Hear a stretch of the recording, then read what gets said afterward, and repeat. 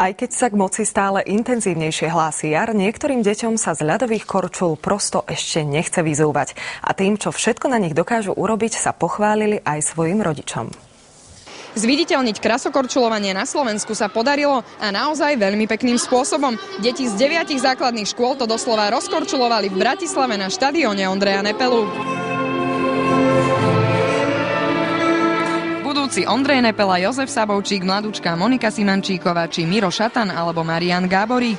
Toto všetko sú mená, ktoré už každému niečo hovoria. Aby tomu tak bolo aj pri týchto deťoch, zopár šikovných ľudí zorganizovalo akciu, kde môžu najmenší ukázať svoje nadanie. Jozef Sabovčík povedal jednu krásnu vetu. Slovensko má talenty, len im treba dať priestor. Deti mohli zabojovať o putovný pohár Jozefa Sabovčíka, ktorý ako jediný v histórii skočil štvoritý skok a vyslúžil si tak prezývku Jumping Joe.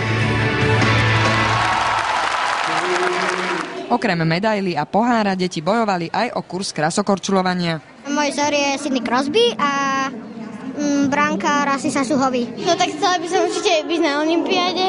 Som chcela vyhrať, ak sa podarí. Každý korčuliarsky deň, keď trénujem, tak stále vidím tú Hildu Múdru. Trénerka nášho zlatého medailistu Ondreja Nepelu Hilda Múdra, dnes 86-ročná pani, prišla, aby robila možno budúcim majstrom porodkyňu.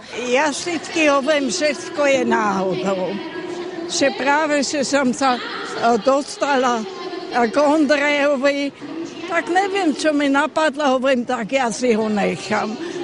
Tak som s ním začala, teda celý jeho život som s ním prežila. On bol ako moje tretie decko.